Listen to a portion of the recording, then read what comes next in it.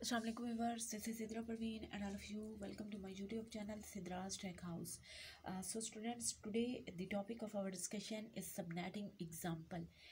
इससे previous lecture में हमने इंट्रोडक्शन ऑफ सबनेटिंग पढ़ा था, जिसमें हमने ये देखा था कि हम सबनेटिंग को क्यों यूज़ करते हैं। सबनेटिंग जो है एक्चुअली आईपी को वेस्ट होने से बचाने के लिए हम यूज़ करते हैं, क्योंकि हमारे पास आईपी एड्रेसेस शॉर्ट हैं और इंटरनेट ऑफ थिंग्स ज़्यादा हैं, तो हमें हर डिवाइस को आईपी एड्रेस असाइन करने की ज़रूरत पड़ती है, राइट।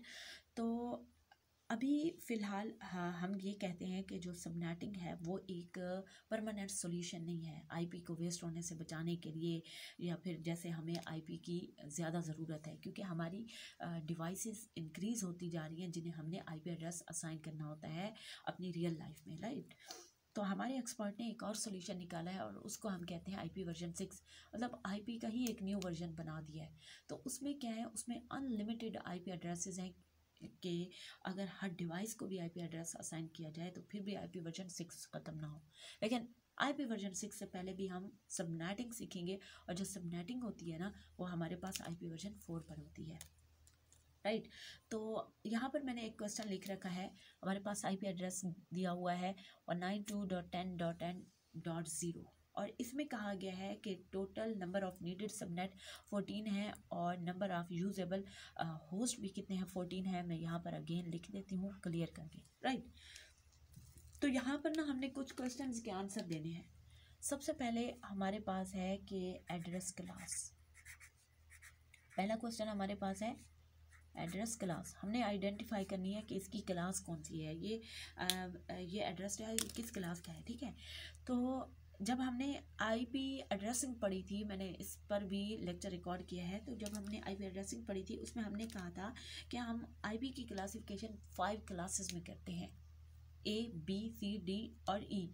जो हमारे पास डी क्लास थी ना वो हमने मल्टीकास्ट के लिए रिजर्व की थी, राइट। और उसके बाद जो है क्लास ई थी वो रिसर्च पर्पस के लिए थी। हमने कहा था कि जो फर्स्ट 3 क्लासेस हैं वो हम एड्रेसिंग के लिए यूज़ करेंगे, which are class A, class B and class C, right.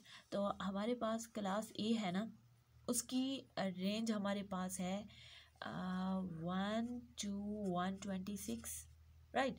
और जो क्लास बी है ना उसकी रेंज है 128 to 191, और जो क्लास सी है ना उसकी रेंज है 192 to 223, राइट।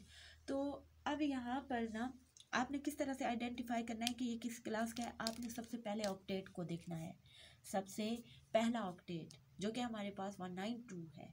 तो 192 किस रेंज में आ रहा है इसमें, तो इसका मतलब है कि इसकी क्लास कौन सी होगी, क्लास सी होगी, राइट। उसके बाद ना जो नेक्स्ट क्वेश्चन हमारे पास है वो है default subnet mask. Default subnet mask वो हमने कैलकुलेट करना है। तो डिफ़ॉल्ट सबनेट मास्क कैलकुलेट किस तरह से करना है, आपने ना सबसे पहले ये देखना है कि क्लास सी है, तो क्लास सी में ना जो फर्स्ट 3 ऑक्टेट होते हैं ना वो नेटवर्क के लिए रिजर्व होते हैं, राइट। और जो लास्ट ऑक्टेट है ना वो हमारे पास होस्ट के लिए रिजर्व होता है। तो सबनेट मास्क को कैलकुलेट करने का तरीका है कि जितनी भी नेटवर्क की बिट्स हैं आप उनको 1 कर दें और होस्ट की बिट्स को आप क्या कर दें, 0 कर दें, क्योंकि जो बिट 1 होती है वो नेटवर्क को रिप्रेजेंट करती है और जो बिट 0 होती है वो होस्ट को रिप्रेजेंट करती है, ठीक है। तो अब हम इसको ना इस तरह से लिख सकते हैं, यहाँ से 1 1 1 1 1 1 1 1, राइट। 1 1 1 1 1 1 1 1, again 1 1 1 1 1 1 1 1 1 2 4 yes 0 0 0 0 0 0 0 0, right. मतलब यहाँ पर मेरे पास 3 ऑक्टेट्स नेटवर्क के थे तो मैंने इन तीनों को 1 कर दिया, राइट। और जो लास्ट ऑक्टेट था वो मेरे पास होस्ट का था तो मैंने उसको 0 ही रहने दिया, ठीक है। उसके बाद ना आपने क्या करना है, इनकी वैल्यूज़ को कैलकुलेट करना है। तो ये क्योंकि 8 बिट्स हैं तो 8 बिट्स की वैल्यूज़ इस तरह से कैलकुलेट होगी, 1 + 2 + 4 + 8 + 16 + 32 प्लस 64 प्लस 128, ये होती है 2 पावर n में। ठीक है, तो इन सभी को आप कैलकुलेट करेंगे ना, तो ये हमारे पास आ जाएगा 255, राइट। तो इसका ये मतलब है कि हम इसका सबनेट मास्क, जो डिफ़ॉल्ट सबनेट मास्क है ना, वो हम इस तरह से कैलकुलेट कर सकते हैं। ये सारी बिट्स 1 है, ये सारी ऐड होंगी तो ये बन जाएगा 255। उसके बाद ये सारी बिट्स भी 1 है तो ये भी बन जाएगा 255। ये सारी बिट्स भी 1 है, 255.0, क्योंकि लास्ट बिट में है जो है ना वो 0 है, तो वो उसका आंसर 0 ही आएगा, राइट। तो ये इसका ना डिफ़ॉल्ट सबनेट मास्क आ गया। हम यहाँ पर दोबारा लिख देते हैं, ये आ जाएगा 255.255.255.0, राइट। उसके बाद जो नेक्स्ट क्वेश्चन है हमारे पास वो है total number of subnet. Total number of subnet वो हमने कैलकुलेट करने हैं, राइट। तो टोटल नंबर ऑफ सबनेट को कैलकुलेट करने का एक फॉर्मूला आपने लिखना है, 2 power n must be greater than and equal to given subnet, right. 2 power n must be greater than and equal to given subnet. यहाँ पर ना हमारे पास गिवन सबनेट मतलब जो नीडेड सबनेट है वो 14 है। हमने total number of subnet calculate करने हैं। तो अब आपने ना ये किस तरह से कैलकुलेट करना है, आपने 2 की पावर देते जाना है, 2 पावर 0 1, 2 पावर 1 2, 2 पावर 3 8, 2 पावर 4 16। अब देखें ना जो हमें नीडेड है वो 14 है, राइट। तो आपने ये देखना है कि 14 किस रेंज में आ रहा है, 8 और 16 के बीच में आ रहा है।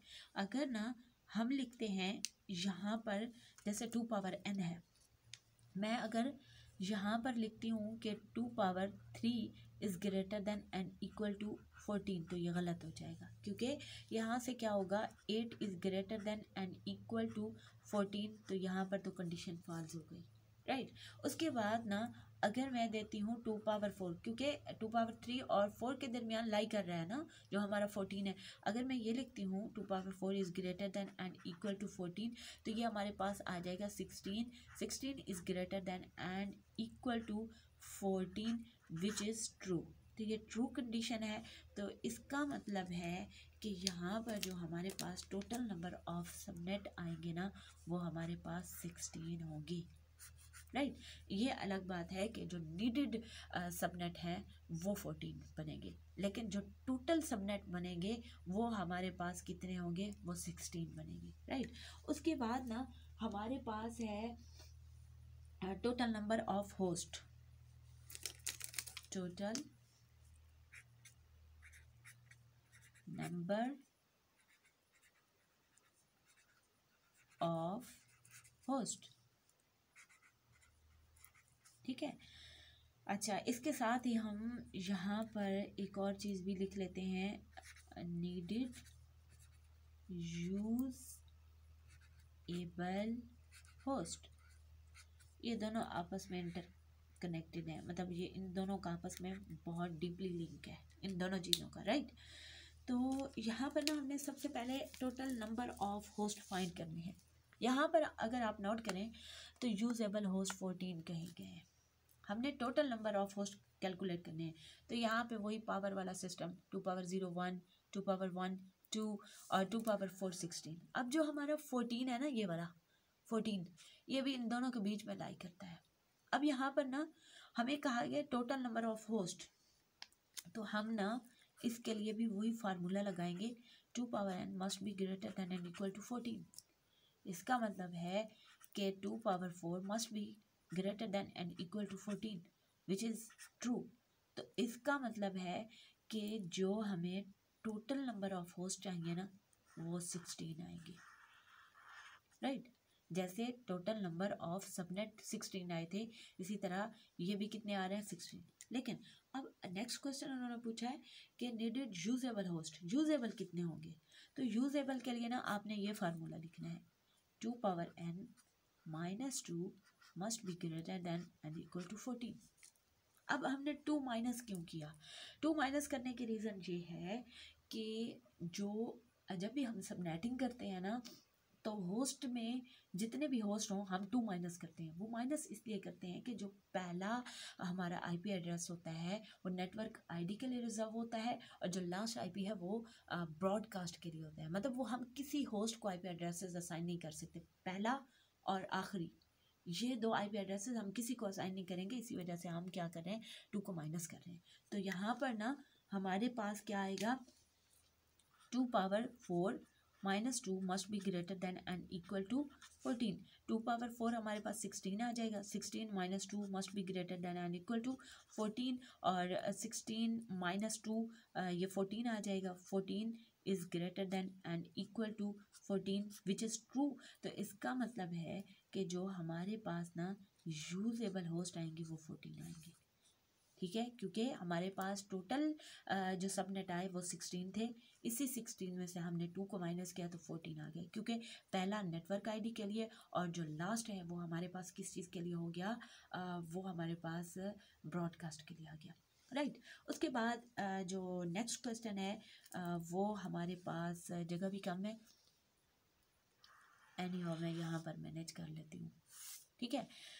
तो हमारे पास जो नेक्स्ट क्वेश्चन है ना वो है बिट्स बोरोड। बिट्स बोरोड मतलब हम कितनी बिट्स बारो कर रहे हैं, क्योंकि हम जानते हैं कि सबनेटिंग का पर्पस होता है कि हमने आईपी एड्रेसेस को वेस्ट होने से बचाना है। मतलब हमने कुछ होस्ट की बिट्स बारो करके नेटवर्क को दे देनी है, ठीक है। तो यहाँ पर हमने कितनी बिट्स बारो करनी है, इसके लिए हम यहाँ पर अपना आईपी एड्रेस लिखते हैं जो कि हमारे पास है 192.10.10।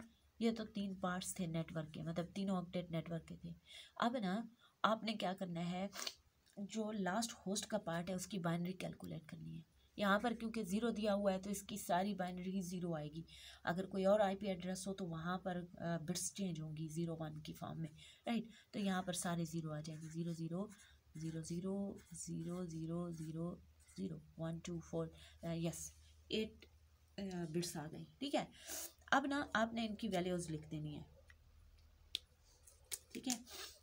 इसकी 1 आएगी, 2 4 8 16 32 64 128, ठीक है। अब ना आपने यहाँ पर 2 चीज़ें लिखनी है। सबसे पहले तो आपने लिखने हैं सबनेट। सबनेट के लिए ना आपने क्या करना है, आपने लेफ़्ट टू राइट मूव करना है, लेफ़्ट टू राइट, ठीक है। तो यहाँ पर हम इसकी वैल्यूज़ लिखेंगे, मतलब 2 से हम स्टार्ट करेंगे।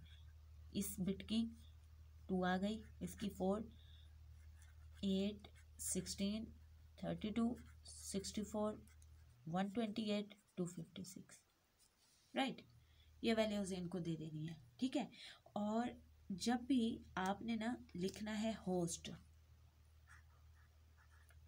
तो होस्ट के लिए ना आपने राइट टू लेफ़्ट चलना है, ठीक है।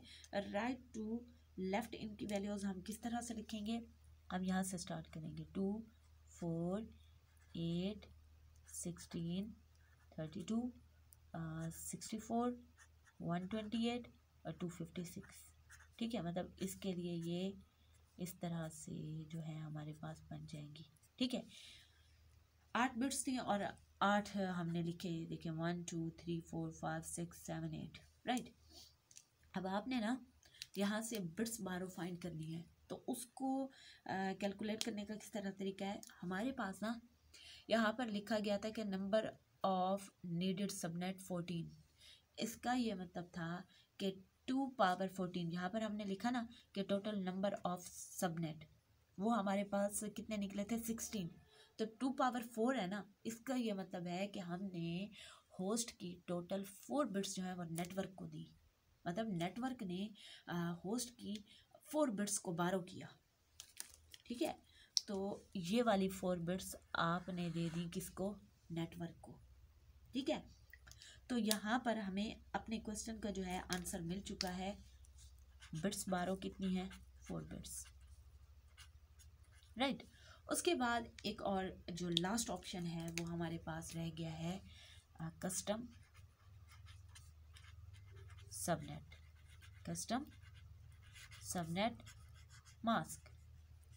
अब ना हमने यहाँ पर अभी अभी डिफ़ॉल्ट सबनेट मास्क कैलकुलेट किया 255.255.255.0 जब हमारे पास 24 बिट्स नेटवर्क के लिए थी, क्योंकि 3 ऑक्टेट थे ना, तो 3 × 8, एक ऑक्टेट में 8 बिट्स हो गई। 24 बिट्स को हमने 1 किया था, तो वो 255.255.255.0 बन गया था, राइट। अब हमने ना यहाँ पर क्या किया, सबनेटिंग की है।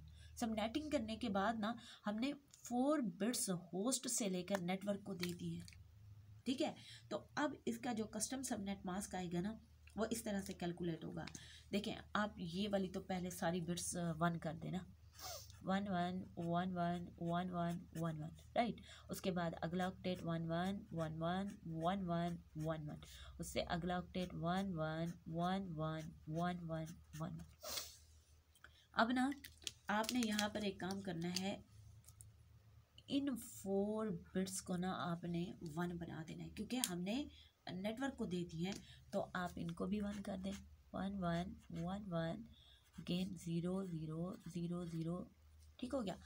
अब यहाँ पर तो ये वही चीज़ आएगी यहाँ तक, मतलब जो कस्टम सबनेट आएगा 255.255.255। अब यहाँ पर 0 आया था पहले ये वाला, लेकिन अब यहाँ पर 0 नहीं आएगा। क्यों? क्योंकि अगर ना हम इनकी वैल्यूज़ लिखें, इस 0 की आएगी 1 2 4 8 16, यहाँ पर 32, फिर 64 128। हमने ये 4 बिट्स ऑन किए ना, तो इनकी वैल्यूज़ हमने कैलकुलेट करनी है। पहले की है 128, फिर है 64 32 16, इन सभी को ऐड करें ना, तो ये 6 × 4 10 18 और 20 0 2, और 2 × 2 4 4 × 6 10 13 14 4, और यहाँ पर 1 लगा और ये 2 बन गया, ठीक है। तो इसका मतलब है कि जो इसका कस्टम सबनेट आ गया वो हमारे पास 255.255.255.240 आ गया, राइट। तो स्टूडेंट्स, ये था हमारे पास सबनेटिंग की एग्जांपल। सबनेटिंग से रिलेटेड और भी बहुत सारी एग्जांपल है जो कि हम अपने आने वाले लेक्चर्स में करेंगे। अगर आपको इस टॉपिक से रिलेटेड कोई भी क्वेश्चन हो तो आप लोग कमेंट कर सकते हैं, लेकिन जाने से पहले आप सब लोगों से रिक्वेस्ट है, please subscribe Siddhraj tech house, like and share my videos. Thank you so much and Allah हाफिज़, बाय बाय।